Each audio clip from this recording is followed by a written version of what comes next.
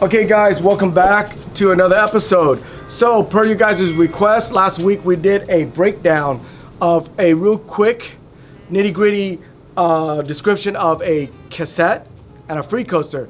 And a lot of you guys requested that you wanted to see me tear down a whole Freecoaster and show you guys what's internal and give you a little tutorial on it, on how to take it apart and put it back together. But before I do that, real quick, for some of you guys just tune in, a Freecoaster versus a cassette. What is the difference? We got two bikes right here. The first and most obvious thing is the appearance. A cassette, if you notice, is skinnier on the inside here. A Freecoaster, it's fatter. Okay? In the display, you can see right here, you can see which one is a cassette and a Freecoaster. See how thick it is? See how thick it is? Those are all the Freecoaster. The second thing is, if you look at a cassette, if this bike was to roll backward, look at the crank. You see how the crank moves? On a Freecoaster, you go forward and you go back. The crank doesn't move. That is the biggest difference with the two, and the advantage to that is certain tricks you do and certain style you ride. If you want to know a more in-depth on that, let's hear your response, let's hear your request, and you know what? We'll get Ethan and Max to come out and show you guys the difference between a Freecoaster and cassette, because I know what it is, but I'm not going to be able to demonstrate it for you because that requires a little bit more skill. I do not have that kind of skill, okay? I don't even think, you know, you're still on a cassette. Have you ever ridden a Freecoaster? Yeah, I used to do figure frontals with them. Sure, you kind of dabble in that, but you still prefer a cassette. I don't like the slack. You don't like the slack. See, there you go. So if we get enough requests on please do a little demo, then Alf could chime in too, because I think it'll be good because he went back and forth, okay? So let's get to this. I'm going to tear this thing apart and show you guys what's up inside and do some minor repair. Okay guys, what we have right here is the traditional Freecoaster. If you guys look at some of the description, you will always notice a lot of these Freecoaster, the older one, they will always mention the word KHE internals. So I chose the older Colt Freecoaster that have that KHE free internal, because why? Because that's probably what majority of the Freecoaster in the street right now have. Some of the newer Freecoaster, they're so new that none of them has really failed and stuff like that. But I can do an in-depth teardown on that later, but let's go with the one where the majority of the people use it. Okay, so check this out. Follow me. I'm going to tear this thing apart, and as I tear it apart, I'm going to talk about it. First of all, what we're going to do is we're going to remove the female axles off of this. And if you notice, when I take it apart, there is actually an Allen key insert right there. So put that in, and by doing that, it holds it. So you could unscrew this one. Yeah, it's a 10 mil hex, guys. Yeah, some of you guys might think, whoa, 10, when are we gonna use that? Why didn't they make an 8? Ask Colt that, okay? This is a 10. Some of the other one, they use an 8. And then you're gonna do this. You're gonna unscrew by hand if it's a little rough. Then this is a 17. This is what you consider a female axle, or else it's the number 6 right here. So guys, when you take it apart, make sure you place all the parts so you know exactly where it's at. Next, what I'm gonna do is I'm going to unscrew the jam nut. Yeah, normally it's not this loose because I don't wanna feel like breaking my display. It's a little bit more snug. So guys, if you guys notice as I'm unscrewing it, there's something stuck to it. Watch this. See that? So that's a washer right there. Sometimes when it's stuck together, you guys don't know and you guys unscrew it like this. And then when it's still stuck, you guys put it down and it falls somewhere. And then you guys put it back without it. This washer is right there. Look at how this washer, it's cone outward right here instead of, and it's flat in here. You would think, well, somebody put on backward, it should be like this. No, it goes on like this because that little space right there, that little contacts the inside of the bearing. So that's the way it's supposed to go. Again, put everything in order so you do not lose. Okay, so next thing I'm gonna do, I'm gonna hold this and watch this, guys. I'm gonna hold the axle and I'm gonna unscrew the driver, watch this. It's gonna come out. It should come out a little bit snug than that. Keep in mind this is a little bit older. Okay, sometimes it comes out and you kind of have to wiggle it out. So now you have all that. You have this coming here. So I'm gonna put this Allen on this side and I'm gonna unscrew this. Again, for video purpose, I have loosened these up a little. They're a little bit more tight than that. This one right here, it's going to be a size 24. Pop it open. Unscrew this. Put it right here. And then unscrew the hub guard. Now, this particular hub, this particular cone one, has a proprietary hub guard. Notice it comes with the cone nuts. Remember, guys, remember what I was saying about this washer, this washer's cone up? Well, that's what that little lip right there is. That's what this little cone acts as. That's why it has to come in this way instead of flat. So, put it here. Now, you just have the axle. This is the part a lot of people are confused. Which way do I hit it out? You want to hit it towards where the driver, this is where the driver used to be. Take it out and you hit it and it comes out. It comes out like that. Mind you guys, this was prep, so you don't have to see me beating the crap out of this. It is a little bit harder. So you hit it out, put this thing down, and look, everything comes together. This is the clutch. This is the bearing on this side. And guys, this right here is the slack ring. There's only one slack ring in this. Sometimes there's 3 slack ring. Now guys, some of you guys are out there thinking about Freecoaster. I don't like the slack. I don't like the slack. That's actually the luxury of the Freecoaster, is having the slack.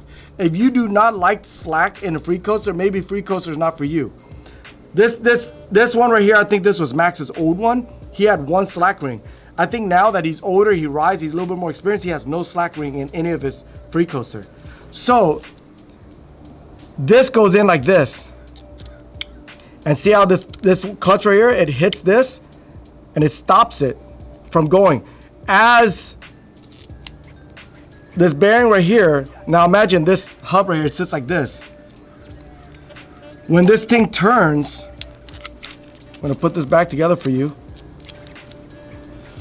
So when you pedal and you stop pedaling, you go backward a little bit, watch the clutch. See how it comes out? That's what makes it free coast. And this thing right here, the more rings you have, the further this thing is out. So when this thing comes out, it doesn't go all the way out here. It only goes out a little bit and it'll stop. That's where the clutch, that's where the slack comes in. It's the more rings you put, the more it's going to touch this and it's going to prevent this thing from coming all the way out and coming in. Engage, disengage. And when this thing engages, see how it turns? This part right here binds itself into this. I don't know if you guys could see it. I'm going to remove this bearing. See this little piece of metal right here? That clutch piece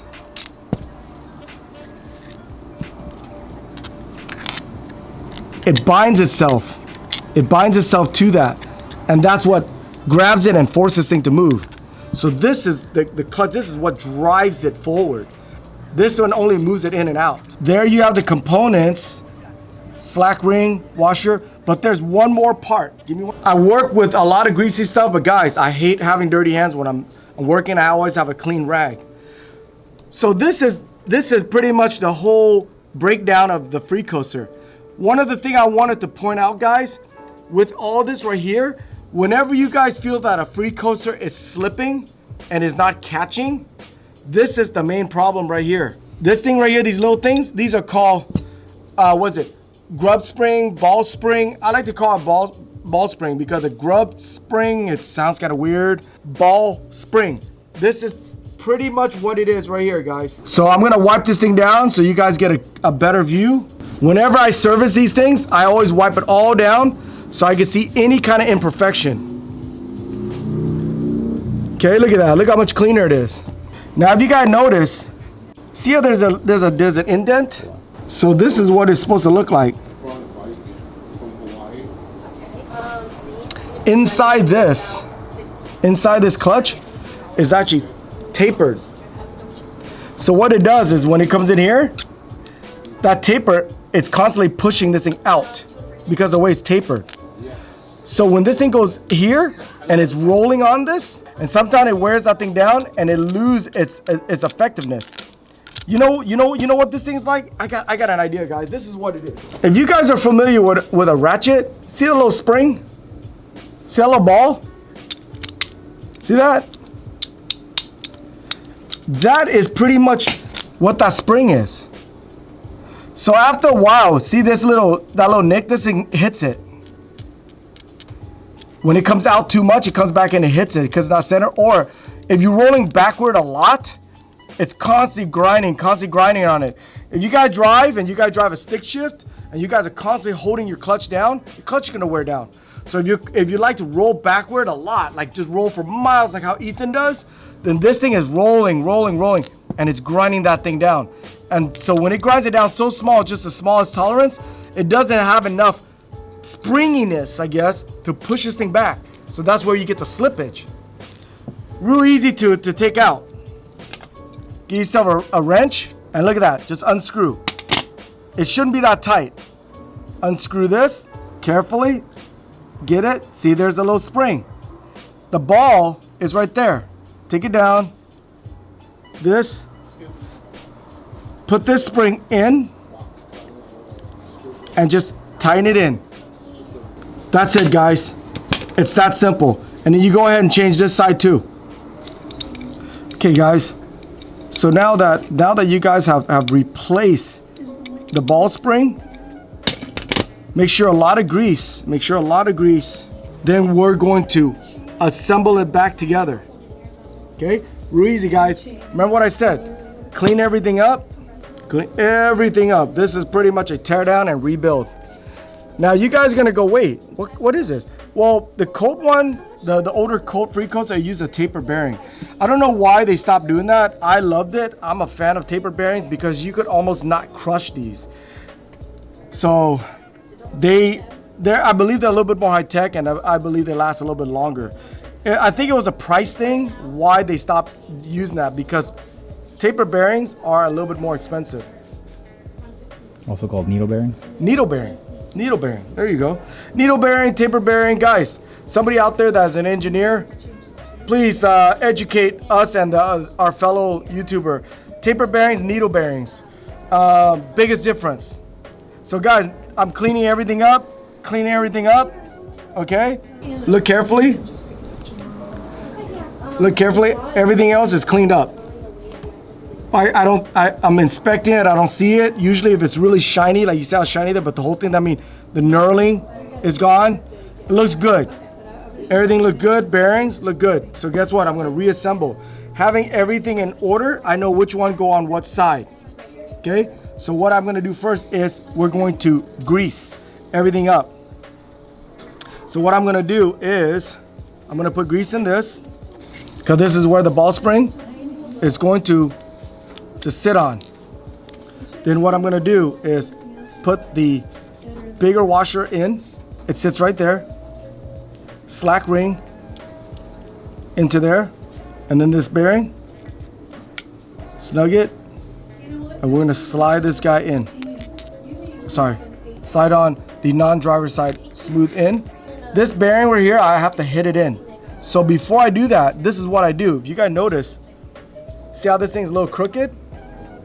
So what I also do is I'm going to put the driver in to center it. This is a trick that I do. Okay? So I'm gonna grease this up right here. Taper bearing in.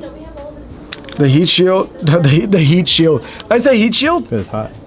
Okay, and then I'm gonna put this driver in. Oh, forgot the grease, guys. You guys know about me and grease. Freecoaster takes a lot of grease.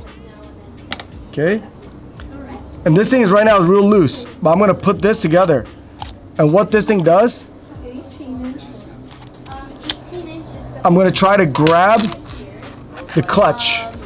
This clutch right here, I'm gonna make this thing grab the clutch. So now it grabs the clutch. The reason why I did that, so it's center. Now that it's center, I'm gonna go and I'm going to press this bearing in. If you guys don't do that, and you guys try to push this thing in and the axle is a little bit crooked, remember how the ball spring, I showed you there's a little dents on it? That's from the clutch hitting it because this is not center. So I like to put that in, look, it's locked. That thing is locked in with the clutch and it's center. And now I'm gonna press this thing in. So I got my trusty little tool right here. This is made specifically to set bearings. I put it on. I'm gonna hit it. It's in.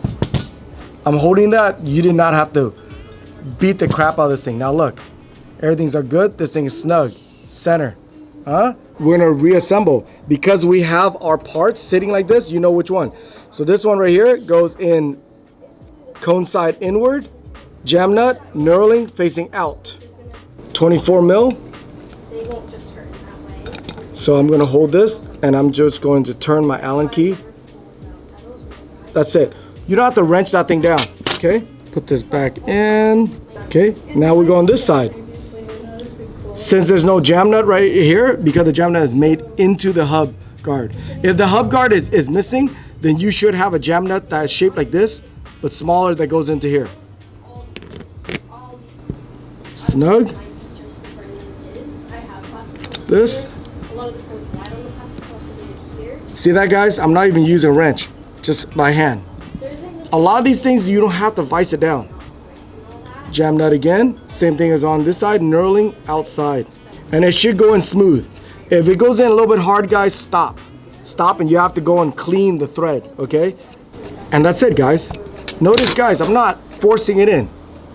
Testing this thing. How smooth that is. Perfect, everything's all lubed up. It's got new ball springs. It's got fresh grease.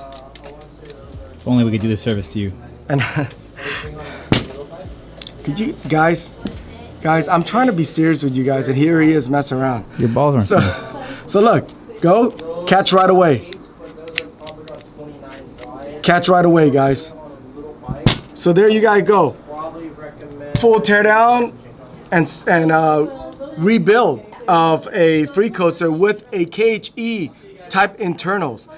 This, just in case you want to know, this is the Colt Match Freecoaster. I think this is the version 1. And the reason why I use this one is because I believe there's a lot of these out there, and people are probably using it so much now that it's time to rebuild it. If I get really good result on this and you guys request, remember guys, go out there and spread the love. Get people to come in and subscribe. The more we get, the more it's gonna be worth it for Alf to come down here and do all this. For me, I'm just here. My mouth is just like there's a ripcord. You just run it, and I just start talking. I would do it on those other Freecoaster too, okay? Like I said, the only reason why I chose this is because I feel like there is a lot of these out there, okay? So guys, thank you for tuning in. Comment, give some insights on what I missed, and a suggestion, guys, okay? Like, subscribe. Wait, somebody said something about they're gonna send me like this new hot chip, and I was like, send it. You know what? Thank you very much, guys. I appreciate everything.